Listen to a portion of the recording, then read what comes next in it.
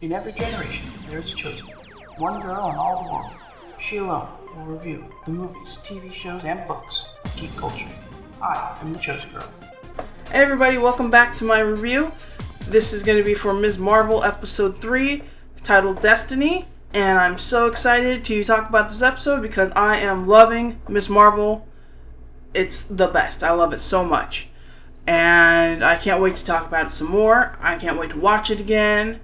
And I'll go deeper into sort of my overall thoughts on Ms. Marvel and the Disney Plus shows, maybe in a separate video. But I'm just so excited.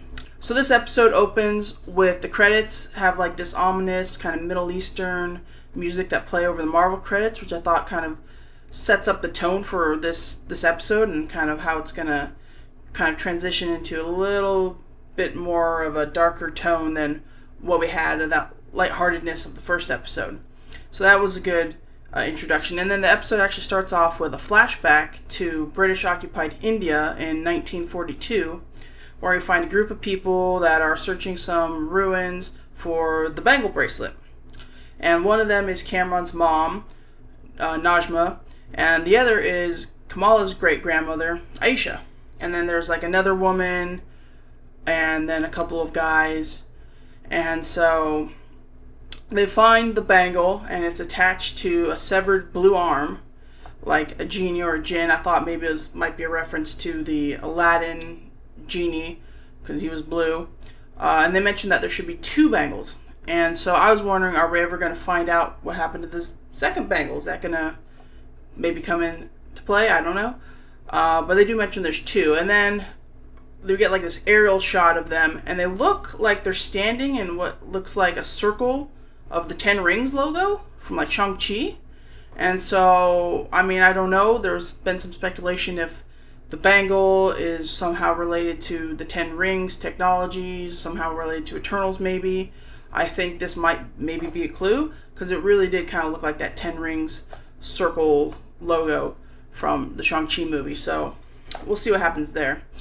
And then we get Aisha saying, kind of explaining that the bangle is, they were supposed to have two, but they have the one, and that it's supposed to help them get back to their dimension, get back home to another dimension, which I thought might be kind of like in Shang-Chi, how we had that other realm of Ta Lo. Maybe they're from another realm too that has this kind of genie-like magic or something, or jinn. And so maybe, but then I don't know how that ties in with the bangle. Is the bangle then just a different technology that allows them to access the dimensions? So those are a few questions that I'll get a little more into my complaints at the end of the video. So Cameron's mom, Najma, explains to Kamala the bangle and where her powers come from in this other dimension. And just like Bruno suggested, the bangle allows her to access her powers because she was born in this dimension. So she is related to Aisha, who came from another dimension and has sort of passed along these power genes through the kids. And because Kamala is from this world, she can access the powers from that dimension in this world, whereas they cannot. And we find out the name of this group is called Clandestine, or Clandestines. And they say that the Noor, or light, from the other dimension cannot be accessed by them. And they have been sort of called different names over the years, but obviously they're known as the Jinn, or the Genie. The Noor, which is spelled Noor, I believe that's what she calls her dimension. So, again, I think that's maybe similar to the Ta Lo dimension from Shang-Chi. And I hope that maybe we can go there, or explore that, or kind of see how that's going to tie into all of this. And how the bangle unlocks the power. So we meet the enemy, basically, is this clandestine group trying to get the bangle, or trying to use Kamala's powers to help them get back to their homeworld. So it's kind of an interesting sort of villain storyline, I guess. I do like that it is tied directly to Kamala's heritage, and I think that really helps with the story that we're telling. So obviously Cameron is, they say that the clandestine group is, very, very old and that their powers help them age, but Cameron is actually 17 and he is her son. And so she says that he maybe could have access to the powers if he had a bangle, so I'm thinking maybe he might get that second bangle and access his powers somehow in this world, because he was also born here like Kamala. But, I really didn't like Cameron as much this episode. I kind of liked him how he was used last episode, but this episode he's kind of not really nice to Bruno. Keeps calling him Brian still. And then he's like suddenly turns on his mom when, he's only known Kamala for like a day. His mom is kind of slightly evil, but hasn't he already known this his whole life? Or, I don't know. I just found his immediate shift of turning on her to be kind of like, well, aren't you on their side or not? So, I just thought Cameron was kind of all over the place, and even if he wasn't in it for very much. But Bruno I thought was great in this episode, although he does mention, I do like that he mentions Dr. Eric Selvig, obviously from the Thor movies, played by Stellan Skarsgård. I loved that character. But he does talk about, she mentions the Nora dimension, and he mentions, I think I read a paper by Dr. Eric Selvig, who we know was studying like wormholes and stuff in those Thor movies, so maybe he does know something about how to get into interdimension. I would love if they brought Stellan Skarsgård back. I really did like his character a lot. But I'm not sure how Kamala just thought that because Bruno's good at math, he might know something about interdimensional time travel. When, that was something the Avengers barely cracked in Endgame. Like, Bruno's smart, but, how do you go from knowing math to this? But I guess he does say he read something by Dr. Eric Selvig, and obviously they're big Avengers fans, so they would obviously know who he was. Bruno I like him in this episode. He finally tells Kamala that he got in to the school in California and that he wants to go, and I like that. So we'll see if he does go or not, but he kind of, is her ground. He kind of says, this, I don't really know much about this, but it probably would be too dangerous, like, we could blow up the world dangerous. And so I like that he kind of keeps her grounded because she would just go ahead and do it. So I do like Bruno in this episode, and I like he kind of tries to help out at the end in the fight. So good for Bruno.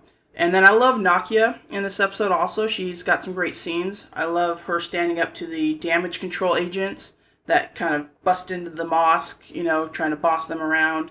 And I love that she calls out Law and Order. She mentions that she learned about the law from Law and Order, which is great, cause especially since I remember watching a lot of Law and Order SVU reruns when I was a teenager.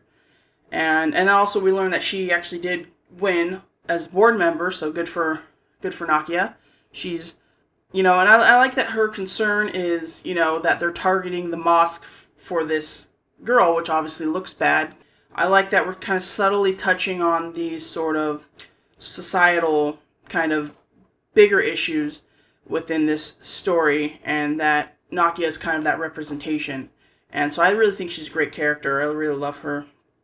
And I like that she's, complaining to Kamala about how Miss Marvel is, causing them some trouble in their community.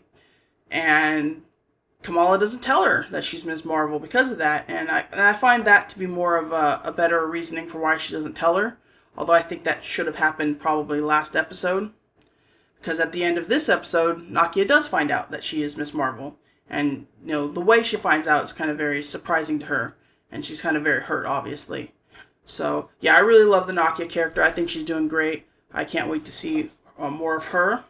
And, of course, the big thing of this episode is Amir's wedding to Taisha, Kamal's brother, and they're having this big traditional Pakistani wedding, and it's really great, and I love that we get kind of like a mini Bollywood type of dance number, and it just looks like a fun party. It was a great place to put the setting for the end of the episode also. I really like the character of Amir, her brother, and his wife Taisha, and then I love the conversation that the dad has with Amir before he gets married, because obviously he's says he only got $700 in his bank account. He's kind of stressing out about the responsibility of getting married and being a husband. And that's scary, especially when you're really young. And so I like that kind of adding in that realistic, emotional character drama. And yeah, I love Kamal's parents. I think they're great. I love them. I think they're so much fun. and they love their children so much, and they speak from the heart, and they're so heartfelt, and I just love them. And then I do love, we get some good scenes with Sheikh Abdullah in this episode. I think he's been great in this episode. He kind of stands up to damage control with Nakia, and then he gives Kamala some good advice about, being good isn't who you are, but it's what you do that shows that you're good, right? And so I loved him. He has a few brief moments, but I think he's great. And then I love all the advice that Kamala's parents give her throughout the episode. They keep talking about this sort of recurring theme of, family. Trust your family, find your family, love your family, believe in your family. All of this family stuff, which I thought would come back at the end of the episode, and Kamala would confess to them that she's Miss Marvel and causing all these problems. But she didn't, so I don't know why we have. Maybe it'll come in a later episode. But then we get a great scene with Kamala's dad buying a fruit pie at where Bruno works at the gas station or the convenience store, and then he of course sees Bruno researching about the djinn, and then he translates from Urdu for Bruno, and he says that that wasn't a story he ever heard about the djinn, and so clearly it's a story about the clandestine group and Kamala's great grandmother. And so Bruno's kind of doing some research, and I'm not 100% sure how that plays in with everything else. But again, I love the dad. He's so cute, trying to get his fruit pie without telling his wife. And then I also love Kamala referencing Carol Danvers again, saying, Carol Danvers would do it. And it just reminds us that she is a big Captain Marvel fan. And I love that Bruno reminds her that, she's not Carol Danvers. She's, Carol Danvers would have been reckless, and she and Kamala should do better. And so I love the little moments with Kamala and her mom in this series so far. I think they've had a lot of great conversations.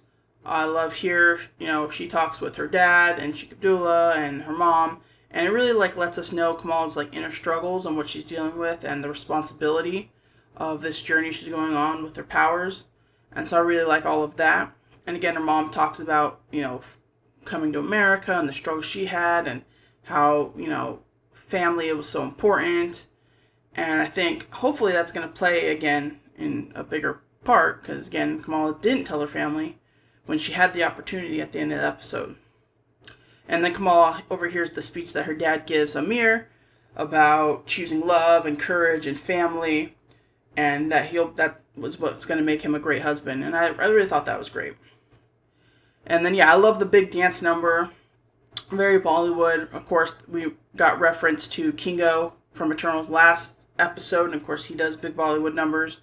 And so I just thought that was a lot of fun. And kind of a little, wink and a nod. But also just really part of the culture. And I think the show's done a great job representing the Muslim culture, the Pakistani culture, and kind of make it really accessible to people like me who don't really know a lot about that kind of culture. And so I think they've done a really great job. And then, of course, we get, the band that's playing at the wedding is a Bon Jovi tribute band called Brown Jovi. And I just thought that was funny because we got the Bon Jovi reference last episode about how the parents love Bon Jovi and they might play at the wedding. And so they paid that off. And then we get a Bon Jovi song that kind of plays over at the end fight scene, which is also kind of a nice little nod. And then we get the turn with Najma. She was acting all polite and nice to Kamala and trying to bond with her at the beginning. And then when, as soon as she finds out that Kamala is not going to immediately help them, she just turns. Which I thought was, we knew she was going to be the bad guy, so we weren't super shocked. But I thought it was a little bit quick. And then Cameron obviously goes, right over to warn Kamala. The clandestines' whole motive is just wanting to get back home, and, that way they can access their powers, and, it's a fine motive, but they've been around since, 1940s or earlier, and they weren't able to find the bangle before then, and then why haven't they tried to find the other missing bangle, and, what have they been doing this whole time? If Aisha had found the bangle, was this after? I don't know. why they've been waiting this so long and why it took them so long to find the bangle in Kamala's hand if Aisha had the bangle and Kamala is the great-granddaughter of Aisha. So what have they been doing this whole time? And how long have they been on Earth? We don't know. You know, I mean, you've gone this long without your home dimension. What's the big hurry for right now? You know what I mean? So they have a motivation, but the sort of urgency of that motivation is kind of lacking. And it's always a bit crazy when adults are just like willing to hurt children for their motivation, like especially since there's like, you know, we don't know what the consequences of them not going to their dimension is. You know what I mean? So that's a little bit like, I think maybe hopefully they'll kind of make them the clandestine better villains. I thought they worked in this episode, but there's definitely a lot of questions that I want addressed. And then there was a great scene where Kamala runs into a kitchen and tells everybody to get out. And then, like, the male clandestine members come in and, like, he punches one of the waitstaff. And then one lady is just like, absolutely not. And she just walks right out and everybody else leaves. I thought that was a good moment of levity. I thought that was very, like, realistic. Like, hell no, you don't stay when people are fighting in the kitchen. Especially when there's knives around. So that was a lot of fun, too. And then Kamala fighting them. And then we get the scene where she gets the big arm, or the big hand, and that was a lot of fun. And then Bruno tries to help, and he kind of gets injured. But Kamala holds her own pretty good. I mean, she's still learning to use her powers. She's trying, and she does a good job for a while. And I love the visual effects. Again, the big hand, like just from the comics, is great. And so that was a lot of fun. And then she does end up kind of, you know, because she's not, you know, a trained superhero. She, you know, holds her own for a while, but then she does get cornered by the clandestine members, the 4 of them. And then we get, like, Kamala sees another vision, Kamala and Najma, because they both touch the bangle. And they see another vision, and they see a train that says Karachi. I thought maybe that was, like, the train that the dad was talking about the last episode, where her grandma and Nani got, you know, separated from parents from the train. And, you know, maybe that's a clue to Aisha. And then, of course, at the very end, Nani does call, and she reveals that she also saw the train. Which was kind of like, so she does have these powers as well?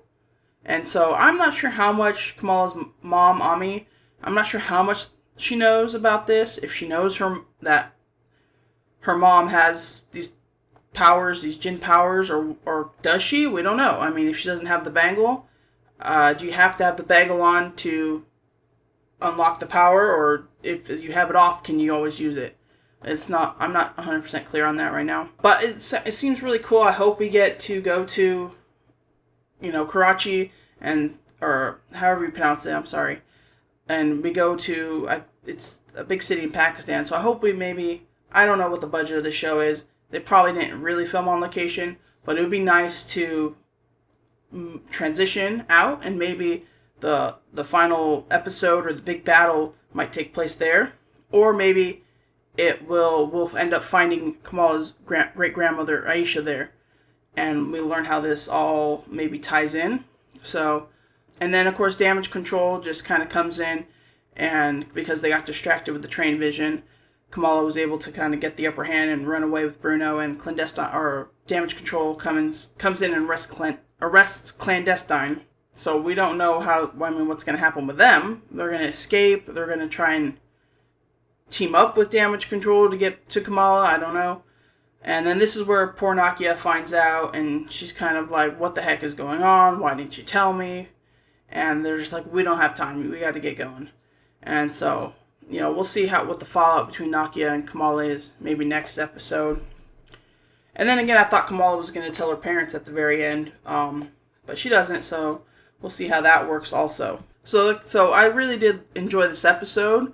I loved all of that stuff. That was good. There are some questions and some things, like I said, with the villains that don't quite add up yet. I mean, I do love that they are connected to Kamala's powers, but there's just a lot of more questions because they took the bangle from a blue Jinn, yet they themselves are referred to in history as being Jinn. But if they can't access their powers here in this dimension, then how would they get confused with, and is there a separate race of Jinn that are blue? I don't understand why or how that interacts. And the bangle was on the Jinn, and they were just trying to use the bangle. So, did who did the bangle come from? The Jinn or from them? So I'm a little confused. And again, how old are they, right? So I mean, the only problem is that we don't know how the bangle could help them get back to their dimension, because we don't know really who the bangle belongs to, right? Is it belong to the blue genie arm, or or why were they trying to find the bangle, and why are they referred to as Jinn then if they can't use their powers? Or I mean, the bangle sort of unlocks their powers. I mean, I think we saw something with Aisha put it on, right? So it's a little confusing of how this all ties in with the Noor dimension. I don't know. It's a little confusing, and I wish we got, again, more motivation for why they need to get back to this dimension. I mean, it's really not a good enough reason or explanation for why they're gonna, hurt or force Kamala to help if, we don't really know what the consequences are. And all Bruno says is, it's dangerous. It might be dangerous, which I think is a little too vague of why they don't try to help them. We need a little bit more explanations. That's really my only problem with this episode. Otherwise, I really love the episode. I've been loving Ms. Marvel so far. I still think it's the best since WandaVision, and I'll go into that a little bit more in another video probably, going over the Marvel shows and what I think works and hasn't worked. But so far, I'm loving Ms. Marvel. I know some people, it was the lowest rated for the Marvel TV shows in its first episode. I think a lot of that has to do with the fact that they haven't been great at shows. I mean, Loki was okay. Hawkeye wasn't well received. Moon Knight was pretty good, but, they haven't been the greatest consistency. And so maybe that's why people aren't watching it, or they think it's just a girly teen show, which, it is, but, obviously I like that because I used to be a teenage girl at some point. But, there's a lot more to it than that. It's still more of a compelling story. Has better narrative flow. We have a better sense of direction. We have a lot more character development. We get to develop more characters, I think. Again, Nakia, I think, is a great character. I love the parents, love the brother. We get a better sense of who these people are and what this community is. And I think all of that really helps the storytelling of the show. So even if you don't like the teenage girl drama, which I think was mostly in the first 2 episodes, I think this episode definitely kind of went away from that a little bit and this episode really felt more like an MCU episode. And so I think if they can continue that, this definitely will be a great show, I think. And maybe more people start to check it out. And I'm very excited to see Kamala in the, I guess it's just the Marvels now, which would have been Captain Marvel 2. So I'm very excited to see her interact with Captain Marvel and Monica Rambeau and, whoever else we get in that. So, I love this episode. I love the show. I think it's great. And I can't wait to see where it goes. So, thank you for listening. Thank you for watching the video. Let me know what your thoughts are on this show so far. If you like it, if you're one of the people that doesn't like it for the teen stuff. Are you somebody that just doesn't like the change to the character, maybe, with the powers and the background? Or are you somewhere in the middle, or are you somebody that just loves it like I do? So let me know your thoughts in the comments. Please make sure to give the thumbs up and subscribe to the channel if you want more reviews for Ms. Marvel. And I'll probably end up doing reviews for She-Hulk as well, and occasional videos here and there. So thank you for watching. Stay tuned, and as always, I'll see you next time.